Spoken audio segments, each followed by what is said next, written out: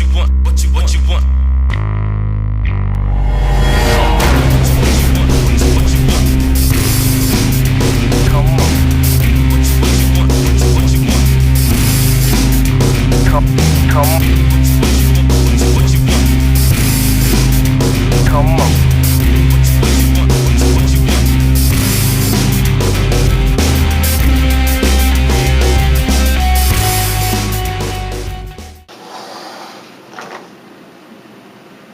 The entire army basically looks like this. The skin is actually a purple wash over a tan skin. It was very quickly painted. This is just a tabletop, painted quality army in my opinion. The horns are different layers of white and brown. The fur is a beast brown with lots of highlights and stuff like that. Then I use bronze. Now I only use bronze for certain units, in this case the Beastigors. But I found that it was very blah blah. When I put 150 miniatures out there all painted like this, they all blended together, which is exactly the kind of army they would be. But unfortunately it doesn't help you a lot. Now this army I actually took to a GT and they still gave me high marks. But the one thing the guy said is that I have a problem, and the army blends together too much. So while this is very realistic as far as maybe how they would act, how they would be, it doesn't actually do me a lot of good. Yeah. Oh, by the way, these stones actually I made out of clay. I carved my own stones and whatnot. Anyways, let me go and show you something else. Now, another part of that army, which actually stood out more and people liked a lot more, was my Chaos Spawns. And here I'm using what they call complementary colors. And I'm just forgetting it right now. Complementary colors and contrasting colors. There we go, just thought of it. Contrasting colors would be this blue right here and that red. They are diametrically opposed, as if you remember, on the primary colors. If you put these two colors together, these are going to be contrasting colors. However, I've got blue and I've got yellow, which is also contrasting colors. So this is very contrast in comparison to my very complementary colors of brown upon brown upon brown. So while if I had a complete army of colors like this, it might be a little too bold or a little too strong of a color. But because it was the bright point in a very monotone type of army, I think it worked out well. Now I have more examples I want to show you here. Here's within the same model. This is an old Zoanthrope. The new model is a little taller, about twice the height of this actually. Here I have both complementary colors and contrasting colors. I actually have a purple. I refer to this as like my shadow army. I always imagine them lurking from the shadows and coming up to attack. So they're all purples and grays. It's actually a very quick army to paint. I didn't spend a whole lot of time painting this model either. Anyways, obviously the contrasting part is the bright, brilliant green. Which has not been washed in the Bad Dad Black, or in that case, black wash back in the day when I actually painted these guys. So yeah, that's where the contrast comes from. You have the bright and you have the dark. That could be another way of contrasting.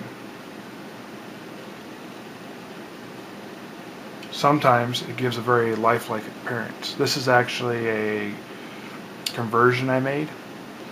This is a Hive Tyrant, one of the old style Hive Tyrants with some new modifications.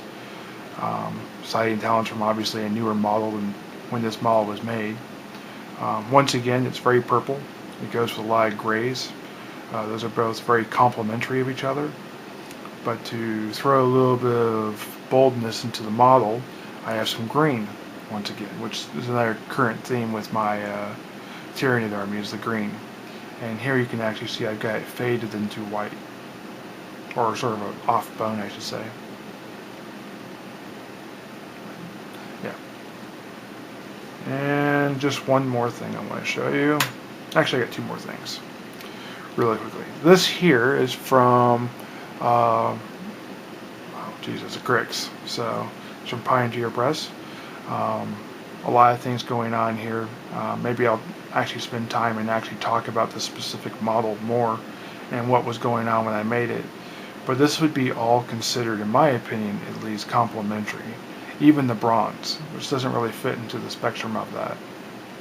It's a bunch of yellows, it's a bunch of greens, and there's actually a bunch of browns. So this is a very, what they would consider a cool miniature.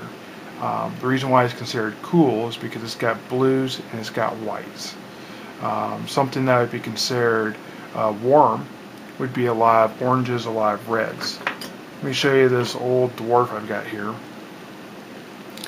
This is actually a dwarf runesmith. It's for my huge dwarf army I have. I have a massive dwarf army. This is one of my earlier paint jobs with this. It's a bunch of oranges, a bunch of bronze, a bunch of reds, yellows. So here you can see bronze in both of these models, but one's cool and one's warm. And the reason why there's one that's cool and one's warm is all the secondary and tertiary colors that go with it. Oh, you can see here sort of a weird idea I came up with. Found out this is not a good idea. I need to go back and rebase all my dwarves. I took floor tiles. They're the perfect size. Took a little bit of the spray on stone that you can get at like Hobby Lobby and whatnot, and then just inked it down to make it look like it was a stone tile that he was actually standing on, like a 5 foot by 5 foot tile, and figured it'd be really cool. And it is. It looks really good. The downfall I have with it is if this breaks, if this falls, it breaks. It's actually made of ceramic, and there's nothing like trying to replace a base in the middle of a tournament or something like that. The other thing is, since these are all ceramic, these are all metal miniatures, a dwarf movement tray with 25 dwarfs on it now weighs about 7 pounds. If you can imagine trying to push that around the mat, it gets to be a little bit of a problem. Or picking those up and carrying those. My dwarf army doubled in weight. So I have to go back and actually refigure a new way of doing this. Anyways, I just wanted to go ahead and give you a little bit of perception from how I paint, why I paint, and where I get my ideas. I try and approach it from, like I said, a creative, perspective. I try and actually view it from the eyes of the model that I'm painting. What is their world like? What would they interact with? Why would they have these colors? How hard are these colors to get? That type of stuff. And then, go from there into what I want the army to look like, and maybe a little bit of the actual lore of it. What you want, what you want.